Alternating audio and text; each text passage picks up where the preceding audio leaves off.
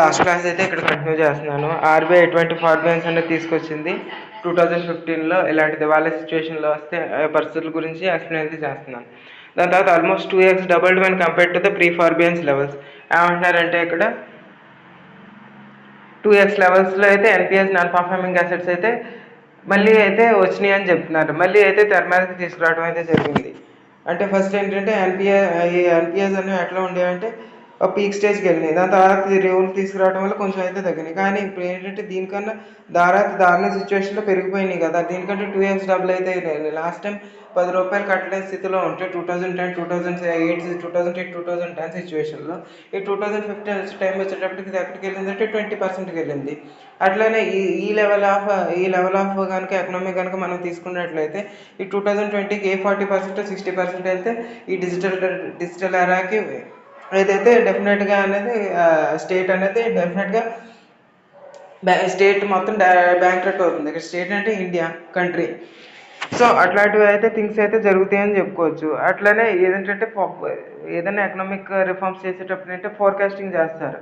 ఇది 10 years వరకు ఇది జరుగుతుందా జరగదా, ఈ పాలసీ అనేది మెయింటైన్ చేస్తే కరెక్ట్గా ఉంటుందా లేదా, అలాగే అమెండ్మెంట్ ఏమైనా చేయాలి. ఫర్ ఎగ్జాంపుల్ 2016లో ఐబీసీ కోడ్ అని తీసుకొచ్చారు. దానికి ఇప్పుడు మీకు ఎక్స్ప్లెయిన్ చేసేటప్పటికి 3 to 4 times అయితే దాన్ని అమెండ్ చేశారు. రూల్స్ బాగోలేదు, అవి బాగోలేదు, ఇవి బాగోలేదు అని చెప్పి మొత్తం అన్నీ కూడా అమెండ్ అయితే చేశారు. Still some of the main factors ఏదైతే ఉన్నారో, సో కాల్డ్ బడా బిజినెస్ వాళ్ళు ఎవరైతే ఉన్నారో, still they are seeking for the loopholes. ఏంటంటే వాళ్ళైతే లూప్ హోల్స్ కోసం అయితే వెతుకుతున్నారు, ఇంకా మళ్ళీ దాన్ని అమెండ్మెంట్ చేయడానికి. అండ్ అమెండ్మెంట్ చేయడానికి అయితే బోలెడు టైం అయితే మనకు పార్లమెంట్లో కానీ ఆర్ సమ్ అదర్ థింగ్స్లో కానీ మనకైతే కరెక్ట్గా అయితే జరుగుతుంది. కొన్ని ఇది ఏమైనా స్టేట్ లెవెల్లో ఏమైనా జరుగుతుందంటే స్టేట్ లెవెల్లో అయితే లేదు, ఇది ఓన్లీ సెంట్రల్ లెవెల్లో అయితే వర్కౌట్ అవ్వాలి. సో ఇన్ దట్ కేస్ అయితే మనకి ఈ ఫ్యాక్టర్స్ అయితే వచ్చినాయి. అదేంటంటే మెనీ కార్పొరేట్ లోన్స్ అనర్థడ్. ఐసిఐసిఐ ఏంటంటే పెద్ద పెద్ద కార్పొరేట్ లోన్స్ ఏదైతే ఉన్నాయో అవైతే డౌన్ఫాల్కి అయితే రాలేదు, అవైతే ఒక కొలిక్కి అయితే రాలేదు. అవి ఏంటంటే ఐసిఐసిఐ వడాఫోన్ లోన్ ఒకటి, దాని తర్వాత Yes bank Rana Kapoor, PNB Nirav Modi, Punjab Maharashtra cooperative bank, PMC bank అది వాళ్ళ తీసింది. ఒక కంపెనీకి అయితే లోన్స్ అయితే ఇచ్చారు. 90% ఆఫ్ లోన్స్, 80% ఆఫ్ వాళ్ళ క్యాపిటల్ని లోన్గా ఇచ్చారు. అదైతే రికవరీ రాలేదు. దాని తర్వాత దాన్ని వేరే బ్యాంక్ మర్జీ చేసి కొత్త rules and regulations, some factors అయితే తీసుకురావడం జరిగింది for the welfare of the people. ప్రతిసారి వెల్ఫేర్ ఆఫ్ ద పీపుల్గా తీసుకుని వస్తే ఆర్బీఐ వచ్చి దాని తర్వాత కరెన్సీ ప్రింట్ చేసి దాన్ని అయితే లిక్విడేషన్ పెంచి ఇన్ఫ్లేషన్ పెంచాలి తప్పించి వేరే మార్గం అయితే లేదు. మనది ఇంకో జింబాబ్వే కంట్రీ అవుతుంది. సో అవన్నీ అయితే అవుతున్నాయి అని చెప్తున్నారు. Similar problems are also observed elsewhere in other countries. ఏంటంటే ఇవి వేరే కంట్రీస్ కూడా అయితే అబ్జర్వ్ అయినాయి అని చెప్తున్నారు. Next, regulatory forbearance policy lessons for post corona recovery. ఏమంటున్నారంటే ఇక్కడ పోస్ట్ కరోనా రికవరీకి ఏదన్నా మార్గాలు ఉన్నాయా, దాని తర్వాత కరోనా తర్వాత ఈ లోపు 2015 చేసేలోపు ఇవన్నీ కూడా చేసేలోపు మనకు 5 years కూడా టర్మ్ గ్యారంటీ ఉన్నది వచ్చింది. 2019లో ఎలక్షన్స్ వచ్చినాయి. దాని 2014లో కొత్త గవర్నమెంట్ వచ్చింది. 2015లో ఈ ఎన్పిఎస్ రిజల్ట్స్ అనేవి బ్యాంక్రప్సీ అనేది పెరిగిపోయింది. ఇవన్నీ కూడా అయితే జరిగినాయి. దాని తర్వాత 2018లో ఏదో కొద్ది గొప్ప రూల్స్ అండ్ రెగ్యులేషన్స్ తీసుకొద్దాం, బ్యాంకింగ్ అప్డేట్ చేద్దాం అంటే 2019 ఎండింగ్ వచ్చేటప్పటికి మనకి కరోనా క్రైసిస్ అనేవి ఆటోమేటిక్గా వచ్చినాయి. సో ఆటోమేటిక్గా మళ్ళీ వెల్ఫేర్కే తీసుకురావాల్సి వచ్చింది మన కంట్రీ ఏంటంటే వెల్ఫేర్ ఉంది కాదన్ను, but at the same time mixed economy. మనది సోషలిస్టిక్ క్యాపిటల్ కాదు, అలాగే క్యాపిటలిస్ట్ ఎకనామీ కూడా కాదు. మనది ఏంటంటే మిక్స్డ్ ఎకనామీ మనం చెప్పుకోవచ్చు. మీకు 9th class 10th classలో కానీ మీరు చిన్నప్పుడు చదువుకునేటప్పుడు అవన్నీ ఉన్నాయి. ఫస్ట్ లెసనే ఉంటుంది. మ్యాక్రో ఎకనామీ ఏంటి, మైక్రో ఎకనామీ ఏదైతే ఉంటుంది 9th classలో ఉంటుంది. అండ్ దాని తర్వాత నెక్స్ట్ టాపిక్ వచ్చి ఏంటంటే mixed economy and socialistic economy, capitalist economy differences గురించి ఒక క్వశ్చన్ అయితే మీరు క్వార్టర్లీ అండ్ హాఫ్ ఇయర్లీ ఎగ్జామ్స్లో డెఫినెట్గా అయితే రాసి ఉంటారు కదా చిన్నప్పుడు. సో అవే అనమాట ఆ టాపిక్స్ ఇవి. దాని కంటిన్యూషన్, దాని ఓవర్వ్యూవే ఈ టాపిక్స్ ఇవి. అంతకు మించి అయితే బయట నేను ఏం చెప్పను, ఇందులో కూడా ఏమి ఉండవు. సో అవి during corona again RBI has announced regulatory forbearance measures. ఏంటంటే కరోనాలో మళ్ళీ లోన్ మొరటోరియం, లోన్ రీస్ట్రక్చరింగ్ ఇవన్నీ కూడా అయితే జరిగినాయి. But policy maker should not continue such emergency measures forbearance after the crisis is over. ఇక్కడ ఏం జరిగిందంటే 2020 తర్వాత ఏంటంటే లోన్ మారుషేరం అనేది మళ్ళీ తీసుకురావడం జరిగింది. ఇక్కడ సిచ్యువేషన్ ఏంటంటే వాళ్ళకి లోన్ టెన్యూర్ పెంచడం, అలాగే 6 months తర్వాత రిలీఫ్ ఇవ్వటం, దాని తర్వాత అవి ఎన్పిఏ కింద కన్సిడర్ చేయకపోవటం, ఆ లోన్స్ ఆ బ్యాడ్ లోన్ ఏదైతే 6 months వరకు అయితే ఏదైతే పే పే ఎనఫ్ మనీ ఏదైతే పే చేయలేదో ఆ పే చేయని మనీ ఏదైతే ఉందో దాన్ని ఎన్పిఏ కింద కన్సిడర్ చేయొద్దు అని చెప్పడం, ఇవన్నీ కూడా అయితే ఉన్నాయి. As the economy recovers bank should be conduct asset quality review and take measures accordingly. ఏమన్నారంటే ఈ మెజర్స్ ఏదైతే ఉన్నాయో 6 months రిలీఫ్ మాత్రమే, దీని తర్వాతగా ఏదైతే మనం ముందర ఏదైతే ఎకనామిక్ రిఫార్మ్స్ అన్నది తీసుకొచ్చా అవన్నీ కూడా డెఫినెట్గా మళ్ళీ ఇంప్లిమెంట్ చేయాలని చెప్పి ఆర్బీఐ అప్పుడే డిసిషన్ అనేది తీసుకుంది. దాని తర్వాత as the economy recovers bank should be order to conduct asset quality review. ఏమంటున్నారంటే ఇక్కడ మళ్ళీ అసెట్ క్వాలిటీ రివ్యూ అనేది డెఫినెట్గా మళ్ళీ కండక్ట్ చేయాలని చెప్పారు. ఈ అసెట్ క్వాలిటీ రివ్యూ అయితే మీకు లాస్ట్ 2 classes బ్యాక్ అయితే మీకు ఎక్స్ప్లెయిన్ చేశాను. దాని తర్వాత when an emergency medicine becomes a staple diet, it can be counterproductive. Those who do not learn from history are contempt to repeat it. ఇక్కడ ఏమంటున్నారంటే ఏదైతే మనం ఈ మెజర్స్ ఏదైతే తీసుకున్నాం ఇవన్నీ కూడా ఏదైతే ఉన్నాయో అవి మళ్ళీ డైలీ రిఫార్మ్స్ కింద అయితే మారుతాయని చెప్తున్నారు. ఫర్ ఎగ్జాంపుల్ మీకు చెప్పాను, ఏం చెప్పాను మీకు, ఇంట్రెస్ట్ రేట్ తగ్గించండి 2 రూపీస్ని. ఫర్ ఎగ్జాంపుల్ ఒక బ్యాంక్ 2 రూపీస్కి ఇంట్రెస్ట్ అనేది ఇచ్చింది ఒక కస్టమర్కి, తను పే చేయకపోవడం వల్ల 1 రూపీకి తీసుకొచ్చారు. ఆ 1 రూపీ వల్ల అది కూడా పే చేయకపోతే 0.50 50 పైసా, అది కూడా పే చేయకపోతే 25 పైసా, అది కూడా పే చేయకపోతే 12.5 పైసా. ఎట్లా అన్న డౌన్ఫాల్ అయితే అవుతుంది తప్పించి ఒక ఎకనామీలో డెవలప్మెంట్ అయితే కాదు అని చెప్పి మనకి ఆలోచన అయితే జరిగిందని చెప్పుకోవచ్చు. అది ఎవరు చెప్పారంటే స్పానిష్ ఫిలాసఫర్ జార్జ్ శాంటోనియో గారు అయితే అది మనకి చెప్పడం అయితే జరిగింది. Banks auditors should be penalized if not reporting the practices like evergreening and zombie lending. This would be thereby create a fear or incentive for the auditor to conduct the balance sheet inspection more diligently. ఏమంటారంటే bank ఆడిటర్స్కి అయితే డెఫినెట్గా penalties అయితే డెఫినెట్గా charge చేయాలి bank తరఫున ఆడిటర్స్కి. ఎందుకంటే fake balance sheets చూపించడం కానీ, మీకు ఒకటి చెప్పాను కదా, ఏదైతే ఉన్నారో కొన్ని ఎన్పిఐస్ అయితే కొన్ని గ్రౌండ్ రియాలిటీస్లో మీకు లాస్ట్ 2 classes బ్యాక్స్ అయితే చెప్పాను, ఆ నేమ్ అనేది డిలీట్ చేస్తారు. ఒక కస్టమర్ కనుక తనకి లోన్ పే చేయకపోతే ఎన్నిసార్లు అడిగినా ఇదివరకు ఏం చేసేవారంటే ఆ కస్టమర్ పేరు అన్న డిలీట్ చేసి ఆ బ్యాలెన్స్ షీట్లోంచి తీసేసేవారు. తీసేయటం వల్ల ఏం జరిగేదంటే వీళ్ళ ఎన్పిఏ పర్సంటేజ్ ఏదైతే ఉందో అది తగ్గించి వీళ్ళు మళ్ళీ వేరే కస్టమర్స్ ఎవరెవరైతే ఉన్నారో వాళ్ళ దగ్గర నుంచి కూడా మనీ తీసుకురావడం అయితే జరిగింది. ఇదంతా ఎందుకంటే బ్యాలెన్స్ షీట్లో పేరు తీసేయటం వల్ల, ఎందుకంటే unnecessary charges, income tax charges, for example banks అంటే వాళ్ళు ప్రింట్ కాస్ట్ కూడా ఖర్చు చేస్తూ ఉంటారు. ఆ నేమ్ అనేది ప్రింట్ అవ్వటం కూడా డబ్బులు అయితే ఒకటి కాకపోయినా 2 పైసా అయినా ఖర్చు అవుతుంది కదా దాని దాని ఏదైతే ఎన్పిఓ ఉందో ఆ పేరు ప్రింట్ చేయడానికి. సో ఇలాంటి unnecessary wastage cost, paper cost అంటే stamp duties cost, tax, income tax కట్టడం, ఇవన్నీ అన్నెసరీ ఛార్జెస్ అని ఏదైతే ఉందో అవన్నీ కూడా ఖచ్చితంగా ఇదివరకైతే చూపించేవారు కాదు, కానీ ఇప్పుడు చూపించాలని చెప్తున్నారు. ఎందుకంటే వాళ్ళ లోన్స్ మీద ఈ లోన్ కనుక డిలీట్ అయితే ఆటోమేటిక్గా ఆ లోన్ అనేది చూపించదు, రిఫ్లెక్ట్ అవ్వకపోవడం వల్ల ఏంటంటే వేరే బ్యాంక్స్ తను ఎవర్ గ్రీన్ లోన్స్ ఈ అప్పు కట్టడం కోసం లోన్స్ తీసుకుంటానే ఉంటాడు. సో అదే ever greening loans and job lending. Next point వచ్చేటప్పటికి national company tribunal should be empowered further. ఏంటంటే ఈ ఎన్సిఎల్టీ ఏదైతే ఉందో ఎస్టాబ్లిష్ అయితే చేశారు, కానీ దీనికి వచ్చి ఎంప్లాయీస్ అయితే డెఫినెట్గా బాగా తక్కువ అని చెప్పుకోవచ్చు. మనకు సరైన స్టాఫ్ లేదు, వర్కింగ్ ఆర్గనైజేషన్ లేదు, రిక్రూట్మెంట్ కూడా లేదు ఎన్సిఎల్టీకి. గ్రౌండ్ లెవెల్లో మనకు చూసుకున్నట్లయితే ఎన్సిఎల్టీ అయితే కరెక్ట్గా ఉంది, కానీ దీని ఫంక్షనరీస్ అయితే ఉన్నాయి, కానీ దీన్ని ప్రాసెస్ చేసే ప్రాసెసర్ అయితే మనకి లేదని చెప్పుకోవచ్చు. దీనికి అయితే ఫంక్షనరీస్ లేవని చెప్తున్నారు. సో అదే ఇక్కడ మనకి చూసుకోవచ్చు. అదేంటంటే చెప్పాను కదా మీకు, జడ్జెస్ ఎక్కువ మంది ఉండాలి, more computers, more legal powers etcetera, ఇవన్నీ కూడా అయితే ఇవన్నీ అయితే ఉండాలని చెప్తున్నారు. Next borrowers database and surveillance. ఏంటంటే ఆ డేటాబేస్ని కానీ సర్వేలెన్స్ కానీ వాళ్ళు బ్యాకప్ చేస్తూ ఉండాలి, అంటే రిక్కీ చేస్తూ ఉండాలి. ఒక మాటలో మీకు అర్థమయ్యే మాటలో చెప్పాలంటే ఎవరెవరికైతే లోన్స్ ఇచ్చారో వాళ్ళు అన్నట్టు ఉండాలి. వాళ్ళు ఏదైతే యాక్టివిటీస్ చేస్తున్నారో, ఫైనాన్షియల్ యాక్టివిటీస్ ఏదైతే చేస్తున్నారో అవన్నీ ఫైనాన్షియల్ రిపోర్ట్ వీళ్ళు ఎప్పటికప్పుడు అప్డేట్ అయితే ఉండాలని చెప్పి వీళ్ళైతే భావిస్తున్నారు. అది సో ఇట్లాంటి సిచ్యువేషన్స్లో in PS based most of the loan informing process credit analytics happen manually. This cause inefficiency, frauds, loan defaults. Tools such as artificial intelligence, machine learning can help them in following ways. ఏమంటున్నారంటే ఇక్కడ లో credit happens ఏదైతే ఉందో అది మాన్యువల్గానే చేస్తున్నారు తప్పించి artificial intelligence tools కానీ use చేయట్లేదు, మెషిన్ లెర్నింగ్ టూల్స్ కానీ యూజ్ చేయట్లేదు. ఫర్ ఎగ్జాంపుల్ మీకు ఈ ఎట్లా వర్కౌట్ అవుతాయి ఆర్టిఫిషియల్ ఇంటెలిజెన్స్ కానీ మెషిన్ లెర్నింగ్ కానీ ఎట్లా వర్క్ అవుతాయో మీకు ఎగ్జాంపుల్తో చెప్తున్నాను. మీరు ఏదైనా లోన్కి అప్లై చేశారనుకోండి, ఫర్ ఎగ్జాంపుల్ మీ మొబైల్ యాప్లో అప్లై చేశారు, మీరు ఆటోమేటిక్గా బై డిఫాల్ట్ అన్ని టిక్ కొట్టి ఆల్ ఓవర్ పర్మిషన్స్ కొడతారు. ఆల్ ఓవర్ పర్మిషన్స్ కొట్టేటప్పుడు ఏమవుతుందంటే మీ కాంటాక్ట్స్ లిస్ట్ కానీ మీ పాతవి ఏదైతే ఎస్ఎంఎస్లు ఉన్నాయో అవన్నీ కూడా పేమెంట్స్ ఇష్యూస్గా ఏదైతే ఉన్నాయో ఇంక్లూడింగ్ మీది ఏదైతే గూగుల్ పేలో మీకు పైన వస్తుంది కరెంట్ బిల్స్తో సహా, కరెంట్ బిల్ పెండింగ్ ఉంది, ఈ pending bill, current bill pending, water charges bill pending, వాళ్ళ మొబైల్ రీఛార్జ్ బిల్ పెండింగ్, ఇవన్నీ కూడా మెసేజెస్ అయితే ఉంటాయి.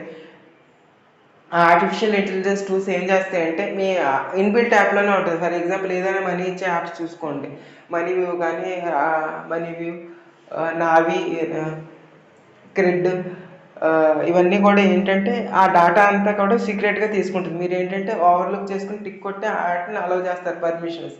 ఆ పర్మిషన్స్ అలౌ చేసినప్పుడు ఏంటంటే మీరు ఏదైనా బాకీలు ఉన్నారా, బాకీ లేరా అని చెప్పి కూడా ఒక రిపోర్ట్ అనేది తయారు చేస్తుంది ఆటోమేటిక్గా. అంటే బిల్ పెండింగ్ ఉందా, క్లోజ్ ఉందా, అవి కూడా చూస్తాయి. సో అట్లాంటి ఇష్యూస్ అయితే రేజ్ అవుతాయి. ఫర్ ఎగ్జాంపుల్ మీరు ఫస్ట్ టైం గూగుల్ పేలో అయితే రీఛార్జ్ చేసుకున్నారు, 28 days తర్వాత మీకైతే ఒక ఇన్ఫర్మేషన్ అయితే వస్తుంది. అది ఏమవుతుందంటే మీకు బిల్ పెండింగ్ ఉందని చెప్పి రీఛార్జ్ చేసుకోవాలని చెప్పి మీకైతే మెసేజ్ వస్తుంది. కానీ అదే మీరు వేరే చోట మీ దగ్గర డబ్బులు లేనప్పుడు మీ వేరే ఫ్రెండ్ దగ్గర కానీ వేరే వాళ్ళ దగ్గర కానీ మీరు రీఛార్జ్ చేయించుకున్నారు అనుకోండి, ఇక్కడైతే ఆ ఇన్ఫర్మేషన్ అనేది డిలీట్ కూడా అవ్వదు. ఏది గూగుల్ పేలో మీకు ఆ బిల్ పెండింగ్ ఉందని చూపిస్తుంది తప్పించి ఆ బిల్ క్లియర్ అయిందని చూపించదు. ఇవన్నీ ఫ్యాక్టర్స్ కూడా ఆర్టిఫిషియల్ ఇంటెలిజెన్స్లో క్యాలిక్యులేట్ అయ్యి మీకు లోన్ ప్రాసెస్ అనేది అమౌంట్ అనేది ఇవ్వడం జరిగింది. దీనివల్ల ఏంటంటే ఇప్పుడు మీరు ఏం చేయాలంటే ఏదైనా లోన్కి అప్లై చేసేటప్పుడు ఈ పాత నోటిఫికేషన్స్ ఏదైతే ఉన్నాయో క్లియర్ క్యాచ్లోకి వెళ్ళి ఆ బ్యాంకింగ్ సంబంధించి గూగుల్ పే కానీ, ఫోన్పే కానీ, పేటిఎం ఇవన్నీ కూడా ఏదైతే ఉన్నాయో అవన్నీ కూడా క్యాచ్ అనేది క్లియర్ చేసి అండ్ పాతవి ఏదైతే మీరు ఇన్ కేసు పెండింగ్ ఏదైతే ఉన్నా పెండింగ్ బిల్స్ అన్నీ కూడా మెసేజెస్ డిలీట్ చేయండి. చాలా ఆ బిల్ క్లియర్ చేయకపోయినా పర్లేదు కానీ అవన్నీ మెసేజెస్ క్లియర్ చేయండి. క్లియర్ చేసి బగ్స్ క్లియర్ క్యాచ్ చేస్తే మీకు లోన్ అవైలబిలిటీ అనేది మీకు జెన్యున్గా అవుతుంది. లేకపోతే ఇక్కడ ఆర్టిఫిషియల్ ఇంటెలిజెన్స్ ఇప్పుడిప్పుడే వస్తుంది, అది అంత పర్ఫెక్ట్గా అయితే చేయలేదు కదా. సో ఇన్ దట్ కేస్ మీరు ఏం చేస్తారంటే మీరు జెన్యున్ క్యాండిడేట్ అయ్యి మీ సిబిల్ స్కోర్ 750 ఆర్ అబవ్ ఉండి మీకు మంచి లోన్ అమౌంట్ కావాలంటే ఈ బగ్స్ క్యాచ్ అన్నది క్లియర్ చేసుకుంటే మీకు మంచి అమౌంట్ ఆఫ్ లోన్ వస్తుంది. దీనివల్ల ఏంటంటే ఒక మంచి కాజ్ కూడా ఈ artificial intelligence machine learning tools ఏదైతే ఉన్నాయో ఇవన్నీ కూడా డిఫెక్ట్ చేస్తున్నాయి. ఇవన్నీ కూడా చాలా సెన్సిటివ్ హెయిర్ లైన్ డిఫరెన్స్తో పోయే ఇష్యూస్ ఇవన్నీ కూడా. సో ఇట్లాంటివన్నీ జాగ్రత్తగా చూసుకుని మనం ఏదైనా లోన్ అప్లై చేసేటప్పుడు చేసుకోవాల్సిన పరిస్థితి అయితే ఉంది. Next defaulters usually create fictitious companies to transfer their assets, shares money just before they stop paying loan installments.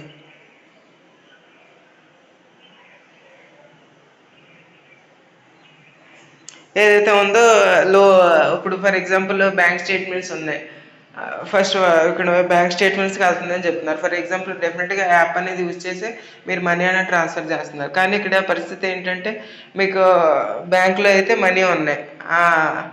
For example మీరు బ్యాంక్ ఈఎంఐ వచ్చి 10K కట్టాలి మీ ఈఎంఐ, కానీ మీరు మీకు ఇష్టం లేదు, 2వ తారీఖు కట్టలేకపోవడం ఇష్టం లేదు. మీరు 31st ఏం చేస్తారు, మీ ఫ్రెండ్ అకౌంట్లో ట్రాన్స్ఫర్ చేసి ఆడ మనీ అనేది తీసుకుంటారు. ఎందుకంటే ఆటోమేటిక్గా ఈసీజ్ అనేది తీసుకుంటుంది కాబట్టి మనీ అనేది ఉన్నాయి, అది ఆటోమేటిక్గా డెబిట్ చేస్తే ఈజీ కట్ చేసుకుంటుంది అని చెప్పి మీరు అన్నది ఆటోమేటిక్గా అయితే మనీ తీసుకుంటారని చెప్పి కటింగ్ అయితే ఉంటుంది. సో అలాంటి సిచ్యువేషన్లో ఏంటంటే artificial intelligence machine learning tools అనేవి డెఫినెట్గా యూజ్ అవుతాయి అని చెప్పుకోవచ్చు. ఇక్కడ ఏంటంటే నేను ఎక్స్ప్లెయిన్ చేస్తే ప్రాక్టికల్ మీకు ఎక్స్ప్లెయిన్ చేస్తున్నాను. అంటే ఏదో బుక్లో ఉన్నది చెప్పడం కాదు, లైవ్ ఎగ్జాంపుల్స్ మీకు బయట జరిగేవి అన్నీ కూడా ఎక్స్ప్లెయిన్ చేస్తున్నాను. కొంచెం బోరింగ్గా ఉన్నా కొంచెం ఏంటంటే ఎందుకంటే ఎగ్జామ్ టైం పాయింట్ ఆఫ్ వ్యూలో మీకు కరెక్ట్గా ఆన్సర్ యాప్ట్ అనేది కొంచెం ఈజీగా అర్థమయ్యే విధంగా ఉంటుందని చెప్పి అట్లా ఎక్స్ప్లెయిన్ చేస్తున్నాను నేను. లేకపోతే డైరెక్ట్గా ఈ లైన్ స్టేట్మెంట్ చెప్పేసి ఎక్స్ప్లెయిన్ చేయొచ్చు, కాకపోతే ఎక్స్ప్లెనేషన్ అనేది కరెక్ట్గా ఇవ్వాలి, జెన్యున్గా ఇవ్వాలి, కొంచెం ల్యాగ్ అయినా. అండ్ ఏపీపీఎస్సీ గ్రూప్ వన్ కూడా మెయిన్స్ డిస్క్రిప్టివ్ వేలోనే వెళ్తున్నారు. వాళ్ళు ఆబ్జెక్టివ్ వేలో తీసేశారు, పాత సిలబస్ కంటిన్యూ అవుతుంది. అలాగే టీఎస్పీఎస్సీకి మెయిన్స్కి రాయడానికి ఇవి యూజ్ అవుతాయి. అలాగే మళ్ళీ గ్రూప్ వన్ ప్రిలిమ్స్ పెట్టినా, గ్రూప్ టూ ప్రిలిమ్స్ పెట్టినా ఇవన్నీ కూడా యూజ్ అవుతాయి మీకు. నెక్స్ట్ పాయింట్ వచ్చేటప్పటికి artificial intelligence can alert the authorities through real time surveillance and data analytics of the borrowers in EFT RTGS demat account transaction. ఏంటంటే వీళ్ళు huge bundle of transactions చేస్తున్నారు. ఆ ట్రాన్సాక్షన్స్ చేసినప్పుడు ఏంటంటే ఆర్టిఫిషియల్ టూల్స్ డిమాట్ అకౌంట్ అనేవి ఏం చేస్తాయంటే ఈ డేటా అనేది ఏదైతే బ్యాంక్స్ తీసుకున్నారో ఆ బ్యాంక్స్కి డేటా అనేది ఇస్తుంది. వీళ్ళ దగ్గర అమౌంట్ అనేది ఎంత రొటేషన్ అవుతుంది, వీళ్ళకి ప్రాఫిట్ ఎంత వచ్చింది, వీళ్ళకి ఆటోమేటిక్గా చేస్తుంది. మీరు ఏం చేయక్కర్లేదు, జస్ట్ 2 to 3 వాల్యూస్ వేసుకుని ఆ వాల్యూస్ కనుక ఆర్టిఫిషియల్ ఇంటెలిజెన్స్ చేస్తే అది 100 to 200 వాల్యూస్ మీ ఎస్టిమేషన్ ప్రకారం మీ బిజినెస్ ఎట్లా రన్ అవుతుంది అవన్నీ ఫ్యాక్టర్స్ని తీసుకుని ఆర్టిఫిషియల్ ఇంటెలిజెన్స్ ఏం చేస్తుందంటే ఆటోమేటిక్ రిపోర్ట్ అనేది క్రియేట్ అనేది చేస్తుంది. ఇన్ఫ్యాక్ట్ ఈ ఆర్టిఫిషియల్ ఇంటెలిజెన్స్ వచ్చిన తర్వాత కూడా లెసన్స్ అనేవి చెప్పడం కూడా చాలా ఈజీ. ఫర్ ఎగ్జాంపుల్ నా వాయిస్ ఓవర్ ఉంది, నా వాయిస్ ఓవర్ ఒక 10 minutes కనుక దానికి అప్లోడ్ చేశాను అనుకో, ఏది కంప్యూటర్ సిస్టమ్కి అప్లోడ్ చేసిన తర్వాత ఆటోమేటిక్గా ఏదైతే నా పీడిఎఫ్ కానీ నోట్స్ కానీ ఏదైతే ఉందో అది సర్వర్కి అప్లోడ్ చేసిన తర్వాత ఆటోమేటిక్గా నా ఫేస్ కట్స్తో, నా బాడీ లాంగ్వేజ్తో ఏదైతే ఉందో ఆర్టిఫిషియల్ ఇంటెలిజెన్స్ అని లెసన్ క్రియేట్ చేసి డైరెక్ట్ ఇచ్చేస్తుంది. అది మీ డైరెక్ట్గా యూట్యూబ్లో అయితే డైరెక్ట్గా అప్లోడ్ చేసుకోవచ్చు. కానీ ఏంటంటే లైవ్గా ఉండాలని చెప్పి, ఎక్స్ప్లెనేషన్ కరెక్ట్గా ఉండాలని చెప్పి ఉంది తప్పించి అదే విధంగా. అండ్ ఇప్పుడు చేస్తుంది కూడా లైవే, కావాలంటే కెమెరా పెట్టి చూపిస్తాను. ఆర్టిఫిషియల్ ఇంటెలిజెన్స్తో కాదు.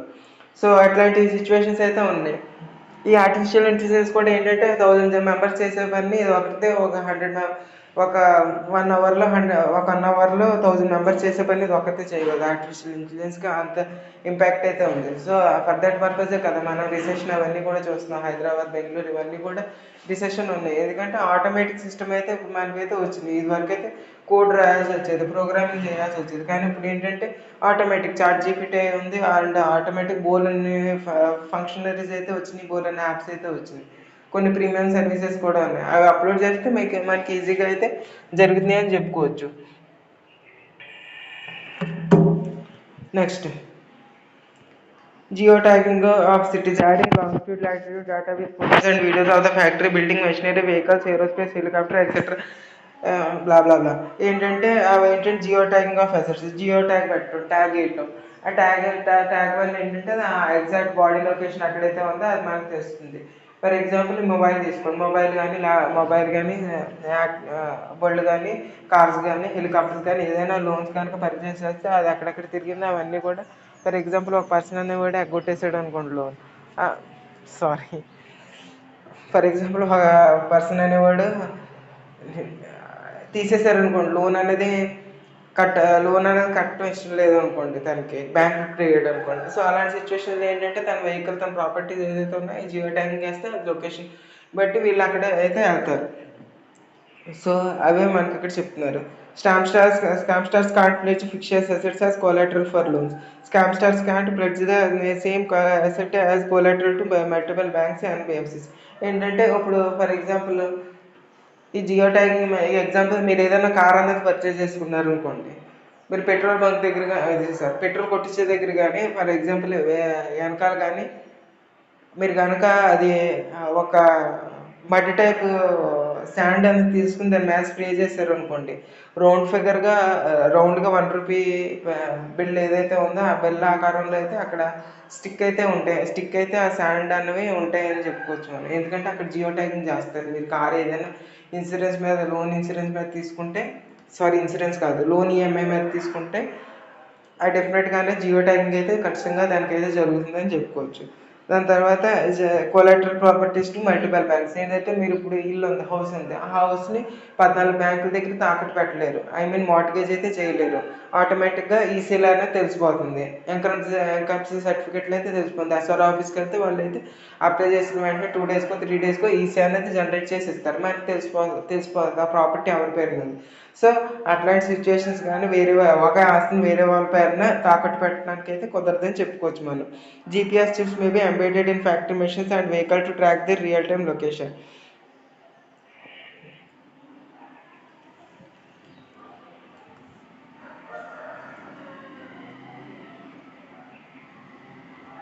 ఏమంటున్నారంటే ఇక్కడ మనకి ఫ్యాక్టరీలో మెషిన్స్ కూడా మనకి లోన్స్ అయితే ఇస్తారు. మీరు ఏదైనా ఒక కంపెనీగా ఒక బిగ్ ఇండస్ట్రీలో కానీ ఏదైనా వెళ్తే this machinery equipment is planted by some XYZ bank అని, సమ్ పేరున్న బ్యాంక్ అని అక్కడైతే పెద్ద పెద్ద అక్షరాలతో అయితే లాస్ట్ లోన్ అకౌంట్ నెంబర్ కూడా దాని మీద వేస్తారు. వీళ్ళు దీనికి వీళ్ళు ఇచ్చారు, దీనికి వీళ్ళు ప్రోత్సాహం అందించారు, అవన్నీ అయితే ఉంటాయి. ఇక్కడ ఏం జరిగిందంటే ఆ ఎక్విప్మెంట్ ఏదైతే ఉందో దానికి కూడా జియో ట్యాగింగ్ అనేది చేయాలని చెప్తున్నారు. జియో ట్యాగింగ్ అనేది చేయటం వల్ల ఏమవుతుందంటే ఆ ప్లాంట్ ఎక్విప్మెంట్ ఏదైతే ఉందో అది వేరే చోట వేరే దిక్కుకు తీసుకెళ్ళకపోవటం కానీ అది షిఫ్ట్ చేయకపోవడం కానీ అవన్నీ కూడా అయితే ఉన్నాయి. కానీ దీనికి ఆ ఇండస్ట్రీస్ ఒప్పుకుంటారా, జీపీఎస్ ట్రాకింగ్ పెట్టడానికి ఒప్పుకుంటారా? ఇన్ కేసు వాళ్ళకి లోన్ రీపే చేయాలని ఉన్నా వాళ్ళు ఇటువంటి ఎవరు కూడా ఒప్పుకోరు. సెక్యూరిటీ రీజన్స్కి ఏంటి వాళ్ళు మన ఇండియన్ కల్చర్ ఎట్లా ఉందంటే ఏంటి మేము అంత లోన్ కట్టలేని స్థితిలో ఉన్నామా, ఇక్కడ జీపీఎస్ పెట్టారు అనుమానిస్తున్నారు, అవన్నీ కూడా సమ్ లీగల్ ఈగో ఇష్యూస్కి అయితే పోతారు. సో వాళ్ళు ఏం చెప్తారంటే జీపీఎస్ పెడితే ఆ మెషినరీ సరిగ్గా ఎఫెక్ట్ అవ్వదు, దానివల్ల మీకే నష్టం, మేము లోన్ అనేది పే చేయలేము. ఎందుకంటే ఫర్ ఎగ్జాంపుల్ మీరు ఈ ఎంఆర్ఐ స్కానింగ్ ఆపరేటర్స్ ఇవన్నీ చూసుకోండి. ఈసీజీ తీయాలన్నా ఎంఆర్ఐ తీయాలన్నా ఈ జీపీఎస్ ఎలక్ట్రానిక్ ఎక్విప్మెంట్ అక్కడ తీసుకెళ్తే ఆ ఫంక్షన్ అనేది కరెక్ట్గా జరగదు. సో అలాంటి సిచ్యువేషన్లో వీళ్ళు మనకి రేజ్ చేస్తారనమాట. ఏది ఇక్కడ ఉన్న ఇండస్ట్రీస్లో ఉంటే ఏదో ఒక లో పాయింట్ తీసుకొచ్చి దాన్ని జీపీఎస్ నుంచి పెట్టకుండా చేస్తారు. అవి ఏంటంటే block chain technology can be used for sorting and verifying the authenticity of the data. ఏంటంటే బ్లాక్ చైన్ టెక్నాలజీ వల్ల ఈ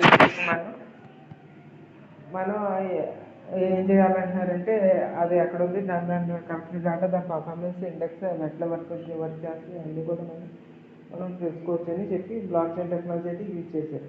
AI can monitor social media activities. Borrower is not paying the loan and sharing the Switzerland vacation photos on Instagram is willful default strategies others under the SARFAESI Act. ఏమంటున్నారంటే ఇది monitor అయితే ఈ artificial intelligence లోపదాలతో సరిపడదు కదా. ఇది course మొత్తమైన details అవన్నీ కూడా అయితే వాళ్ళ ఇన్స్టాగ్రాము, ఫేస్బుక్, వాట్సాప్, టెలిగ్రామ్ వాళ్ళు ఏదైతే అకౌంట్స్ యూజ్ చేస్తున్నారు అవన్నీ కూడా ఇన్డెప్త్గా అయితే కలెక్ట్ చేస్తుంది. మీరు ఫర్ ఎగ్జాంపుల్ ఇవి ఎట్లా ఉంటాయంటే మీరు సిమ్ కార్డ్ మార్చినా సరే మీరు సిమ్కి తంబేస్తారు కదా, వేరే నెంబర్ కూడా వీళ్ళు పట్టుకోగలరు. అంత ఆర్టిఫిషియల్ ఇంటెలిజెన్స్ టెక్నాలజీస్ అయితే ఉన్నాయి మనకి. ఫర్ ఎగ్జాంపుల్ మీరు ఒక ఐడియా నెంబర్ మీద ఒక లోన్ అమౌంట్ అనేది తీసుకున్నారు, కానీ లోన్ రీపే చేయలేదని చెప్పి ఆ సిమ్ తీసి పక్కన పెట్టారు. ఆ సిమ్ తీసి పక్కన పెట్టి ఇంకో జియో సిమ్ అయితే తీసుకున్నారు. మీరు జియో సిమ్ కానీ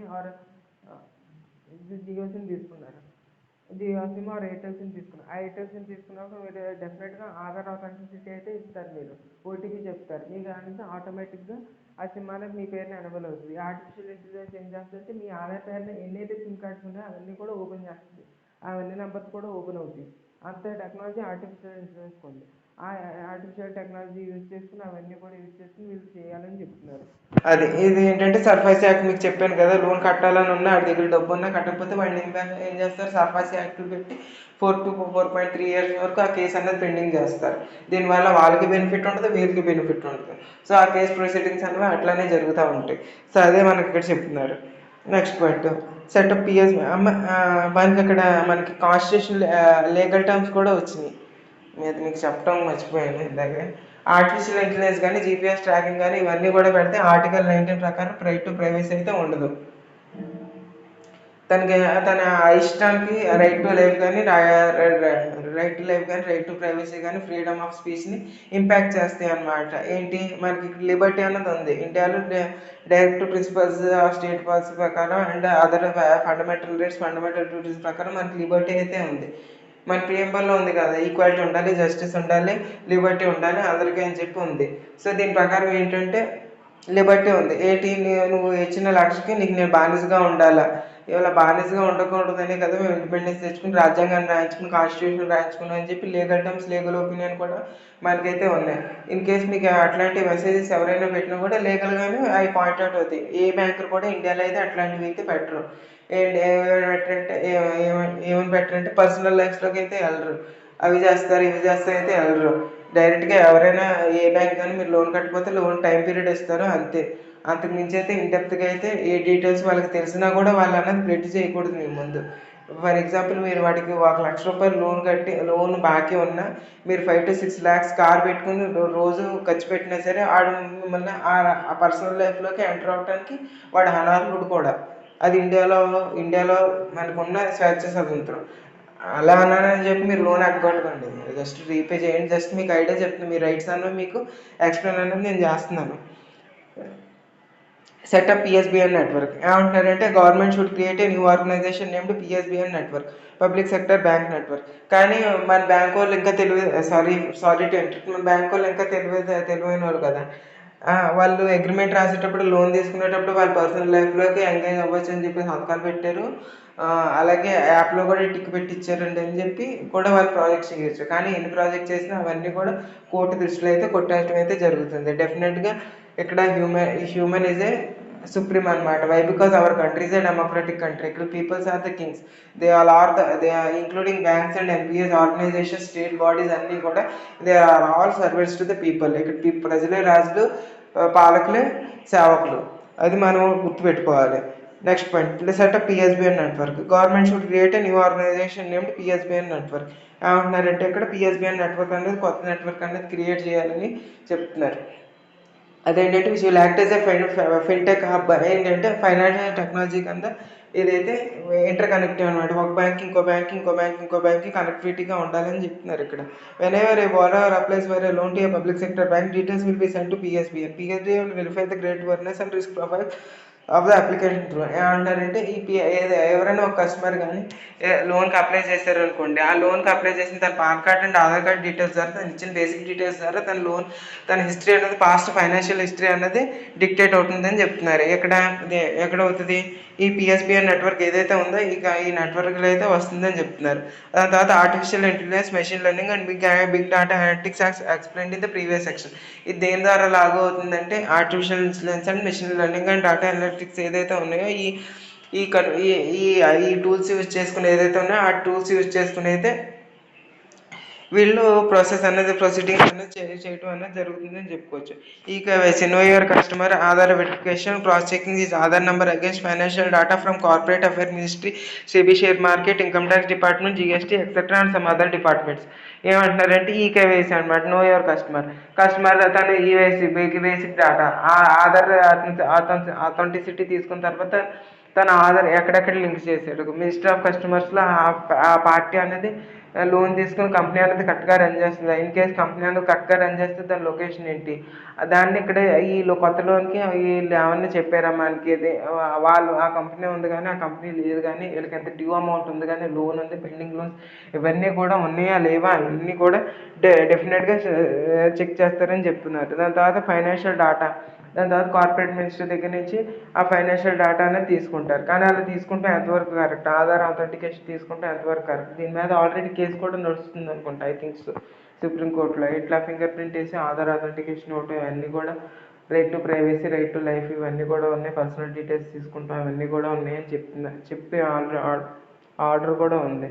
జస్ట్ మీరు ఏదైతే మీరు తీసుకుంటున్నారో ఇన్ కేస్ మీరు రేషన్ కార్డు కానీ పెన్షన్ కానీ ఏదైనా తీసుకుంటున్నా ఆ తంబ ఏదైతే వేస్తారో దాని మీద కూడా కేసు అనేది సుప్రీంకోర్టులో అయితే రన్ అవుతుంది జరుగుతుంది. అట్లా పబ్లిక్ ప్రొఫైల్ డీటెయిల్స్ తీసుకుంటే ఎంతవరకు కరెక్ట్, ఆ ఒక డీటెయిల్సే కాదు కదా, మన ఏజ్, జెండర్ అవన్నీ కూడా డీటెయిల్స్ మొత్తం కూడా వస్తాయి. వన్స్ ఆధార్ అథెంటికేషన్ ఇస్తాయి అవన్నీ కూడా ఉంది.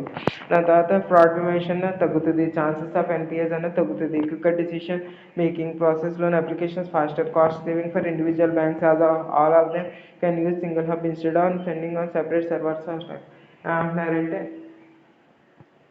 సింగిల్ యూజర్ అనమాట. ఇదివరకు ఏదైతే ఉందో పిఎస్బిఎన్ నెట్వర్క్ కానీ దీనివల్ల ఏంటంటే ఎన్పిఎస్ అనేది తగ్గుతుంది, లోన్ అమౌంట్ అనేది త్వరగా డిస్బర్స్ అవుతుంది. 2 to 3 months అయితే పడుతుంది, 5 to 6 hours అయితే మనం లోన్ ప్రాసెస్ చేయగలం ఈ ప్రొసీజర్ కనుక తీసుకొస్తుంది. దాని తర్వాత cost saving for individual banks all of them can use a single hub instead of spending on separate servers అంటారంటే కాస్ట్ సేవింగ్ ఉంటుంది. ఏంటంటే ఈ 10 చోట్ల తిరిగే బదులు తన గురించి ఎంక్వైరీ చేయడానికి 10 చోట్ల తిరగాల్సిన అవసరం అయితే లేదు. మొత్తం సింగిల్ ప్రొఫైల్‌లో, సింగిల్ డేటా ఎంట్రీలో ఒక సిస్టమ్ విండోలో అయితే మనకు కనిపిస్తా ఉంటది తన ప్రొఫైల్. తను మంచోడా, చెడ్డోడా అనేది ఒక ముక్కలో మనకి తెలిసిపోతుంది. మనం లోన్ ఇవ్వచ్చా, ఇవ్వకూడదా, ఇస్తే ఎంత ఇవ్వాలి అవన్నీ కూడా డీటెయిల్స్ మనకి దాని మీద స్క్రీన్ మీద వస్తాయని చెప్తున్నారు. దాని తర్వాత RBI public credit registry. And our next point చూద్దాం. Presently, multiple organizations keep borrowers' database credit history, that is, under the INB code, Insolvency Bankruptcy Board of India has authorized the National E-Governance Service Limited to act as a information utility. మీకు చెప్పాను కదా last క్లాస్లో, national e governance service limited SBI and LIC ద్వారా ఏదైతే స్థాపించబడిందో ఆ స్థాపించబడింది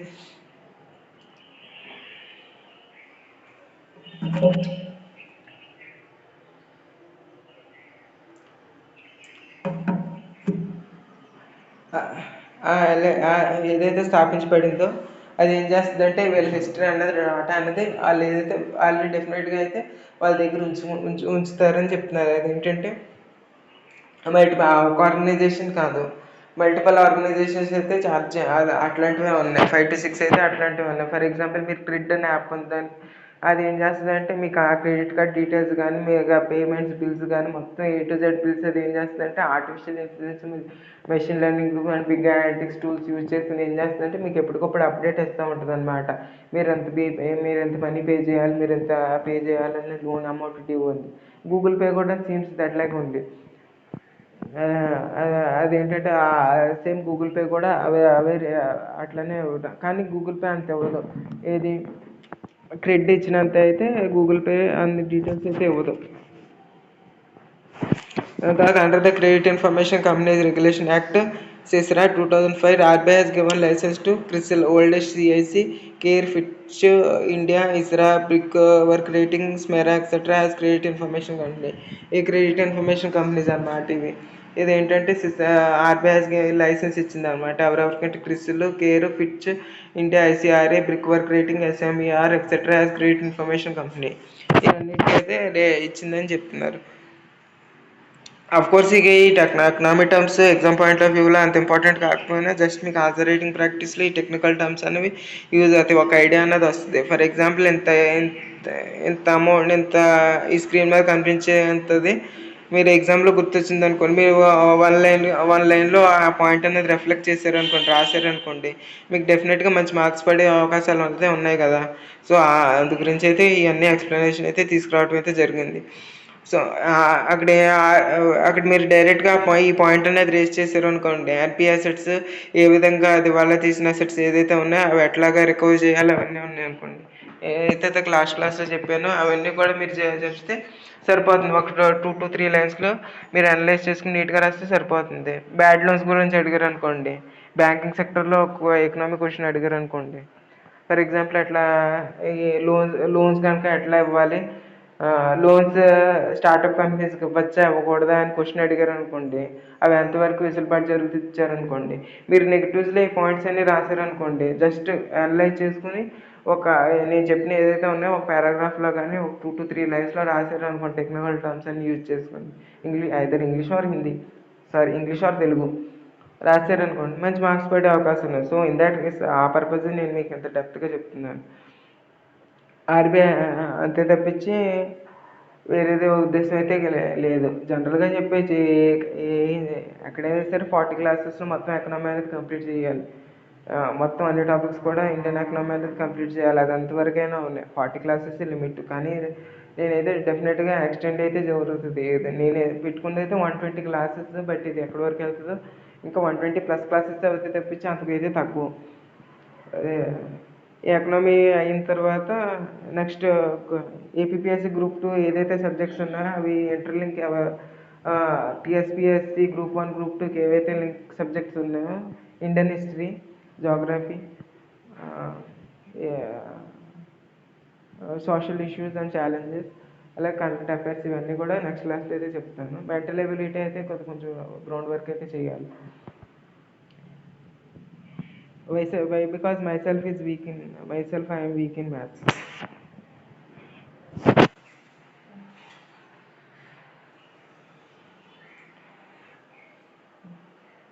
RBI has its own central repository of information on large credits for loans above rupees 5 crore. Banks and NBFCs have to submit weekly updates in this portal.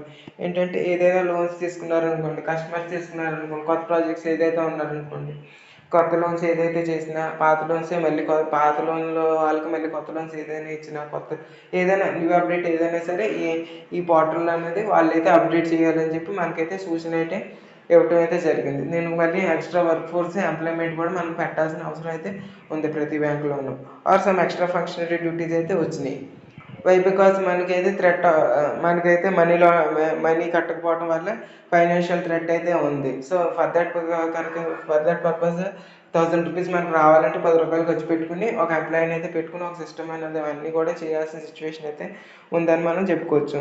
But not all of these database are under the control of RBI. Each has their own methodology for data collection and tabulation. Not all these databases are covering all individual and corporate borders.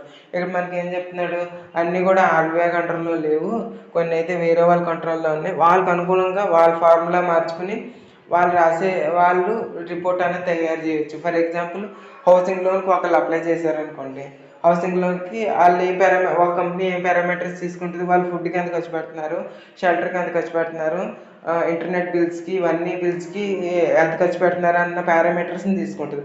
ఇంకో parameters ఏం తీసుకుంటుంది అంటే వీళ్ళకి own assets ఏమైనా ఉన్నాయో, వీళ్ళకి gold ఏమైనా ఉందా, అప్రిసియేషన్ అసెట్స్ ఎక్కడెక్కడ ఉన్నాయి, అవన్నీ కూడా సేల్ చేస్తే ఎంత మార్కెట్ వస్తుంది, వీళ్ళ ఏజ్ ఎంత, వీళ్ళు మేలా ఫీమేలా, వీళ్ళు అన్మ్యారీడా మ్యారీడా, అండ్ వీళ్ళకి ఎంతమంది అన్నదమ్ములు ఉన్నారు, వీళ్ళు చేసే పనులేంటి, అండ్ అన్నదమ్ముల బాధ్యత వీళ్ళదా కాదా, అండ్ వీళ్ళు మంత్లీ ఎంత ఎక్స్పెండిచర్ అయితే చేస్తున్నారు, బ్యాంక్స్లో ఏమైనా సేవింగ్స్ ఉన్నాయా, సేవింగ్స్ పెట్టలేదా, ఇవన్నీ ఫ్యాక్టర్స్ అయితే కొన్ని పారామీటర్స్ తీసుకుంటాయి. ఈ పారామీటర్స్ అయితే కొన్ని బ్యాంక్స్ తీసుకుంటాయి, కొన్ని బ్యాంక్స్ అయితే వేరే పారామీటర్స్ తీసుకుంటాయి. అట్లాగా ఒక దానికి సంబంధించిన రిపోర్ట్ ఇంకో దానికి లేదని చెప్పి మనం ఇక్కడ చెప్పుకోవచ్చు. Nobody is perfect. మన హ్యూమన్స్లో ఎవరు కూడా పర్ఫెక్ట్ లేరు. సంవాట్ ఎక్కడో చోట అయితే తప్పు చేస్తూనే ఉంటారు కదా. సో ఇన్ దట్ కేస్ ఏంటంటే ఒక రిపోర్ట్లో మంచిగా రావచ్చు, ఒక రిపోర్ట్లో అయితే నెగిటివ్గా రావచ్చు. అన్నీ అయితే చూసుకోలేం కదా. అన్నీ కరెక్ట్గా ఉంటే వాటి దగ్గరికి లోన్కి వెళ్ళరు. Simple logic. అన్ని పారామీటర్స్ గుడ్గా ఉన్నాయనుకోండి, గుడ్ విల్లింగ్ ఉన్నాయి, వాటి దగ్గర లోన్కే వెళ్ళరు. వీళ్ళే సెల్ఫ్ సఫిషియెంట్గా ఉంటారు, ఎందుకంటే వీళ్ళన్నింటిలో మంచిగా ఉన్నారు చిన్నప్పటి నుంచి. ఇంక లోన్ ఎందుకు వీళ్ళకి? సో ఇన్ దట్ కేస్ ఏంటంటే ఇవన్నీ కూడా పారామీటర్స్ అనేవి కూడా మారినాయి అని చెప్తున్నారు.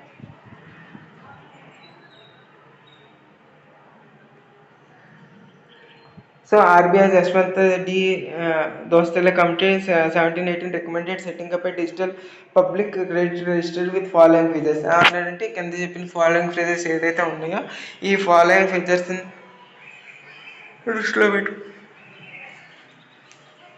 దృష్టిలో పెట్టుకుని మాత్రమే చెయ్యాలి అని చెప్పారు. అదేంటంటే PCR setting up and digital public credit registry.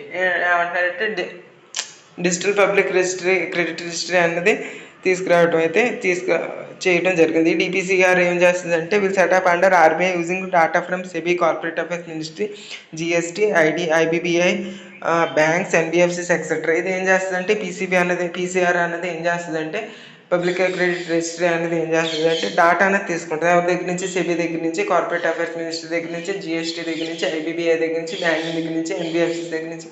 ఏం తీసుకుంటుంది అంటే పాన్ కార్డ్ మీద ఏమన్నా లోన్స్ ఏమన్నా బాకీలు ఉన్నాయా, ఇన్ కేస్ బాకీలు ఉంటే ఏమన్నా చెప్పండి అని చెప్తుంది. PCR will help lenders to get complete 360 degree profile of borrowers and real time basis.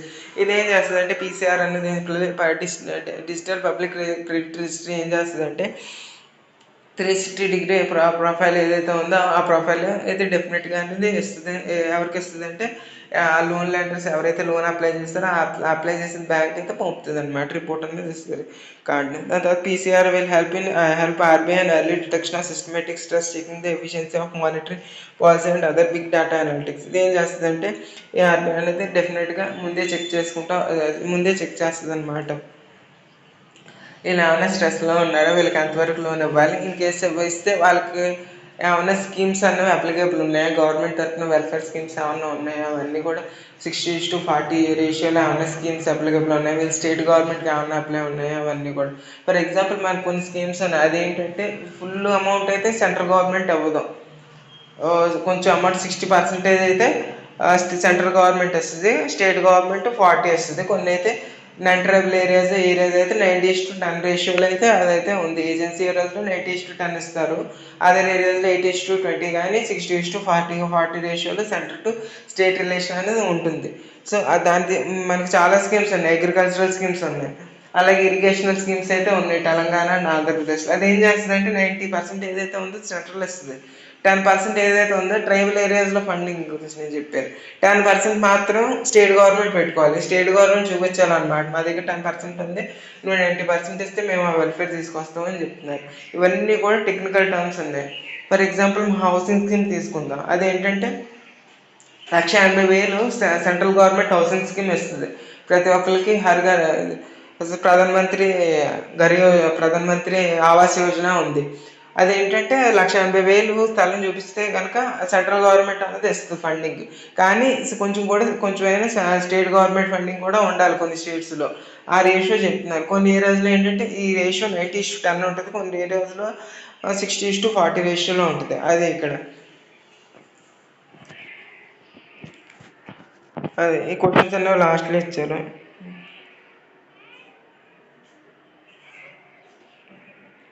Old questions చెప్తున్నారు. తర్వాత legal entity identifier LEI number. Next year ఈ లీగల్ ఎంటిటీ ఐడెంటిఫైర్ గురించి అయితే నెక్స్ట్ క్లాస్లో అయితే మనం ఎక్స్ప్లెయిన్ చేసుకుందాం. ఓకే అమ్మా, థ్యాంక్ యూ. ఇదేం లేదు,